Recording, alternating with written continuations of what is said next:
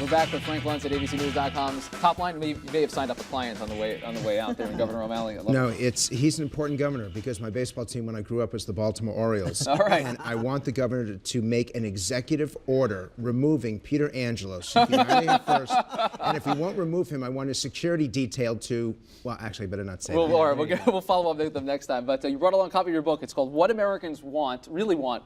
Yes. What Americans really want. So you've been watching this extraordinary healthcare debate play out.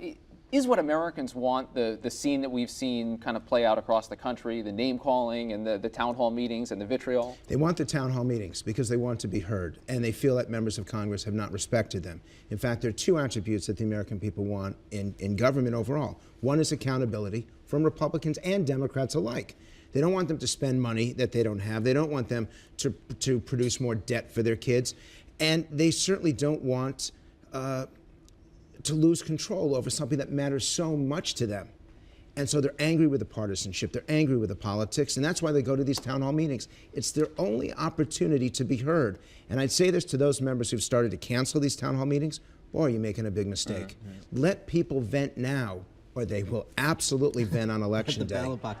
Let me get your take. When you look at focus groups right now, not just specifically on healthcare, but overall looking at the president's agenda in its entirety right now, what questions do you find that the American people still have lingering about Obama, or that these first 9 months have sort of somehow unanswered questions that he answered during the campaign? Well, first off, they still like him as an individual. They like him as a person. But they are really turning against him in terms of his policies and where he's moving forward. And so you've got this great dissonance. They don't want to criticize him because they want him to succeed. But they don't want to support him because they don't want the policies to succeed. So they're in this kind of quandary. And it's one of the reasons why you see this anxiety and this frustration, this fear. And with all due respect to the governor, it's 9.8% unemployment. How many spouses, how many husbands and wives do they have? How many kids do they have? How many parents do they have?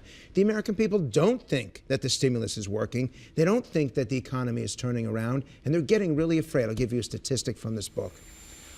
32% of Americans, if they were laid off, they have 6 weeks or less of savings. So if you lose your job, you're in deep trouble instantly.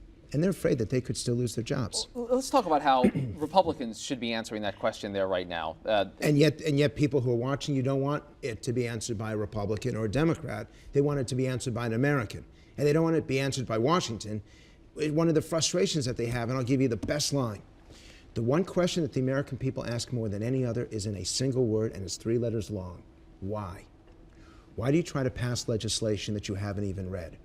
Why do you tell us that we should support something you can't figure out how to download it on your computer, and now you're going to run healthcare? If you're framing the Republican message, what should Republican leadership be doing? Why? Asking a lot of questions. The American people don't expect them to have the answers because they're the party on the out. And let's face it, there's nothing they can do in the House because the Speaker's never going to listen to them. So they have to frame the right questions. But they haven't been doing that. I haven't heard a lot of why as much as we've been hearing just this is bad policy. Let's stop it. Let's stop it. Let's stop it. Well, let's slow it down.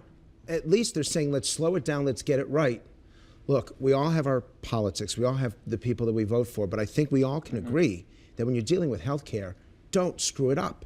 It's not an election issue for 2010. It's a life or death issue for all. Even the camera guy over there cares about health care. All of them. All right, Frank Luntz. One camera guy over there. Great show here. Frank Luntz, What Americans Really Want, is the book. Thanks a lot for being here. Also, tune in on Sunday this week with George Stephanopoulos. His guests will be Senator Chuck Schumer of New York, Senator John Cornyn of Texas. You won't want to miss it. Click us on again Monday.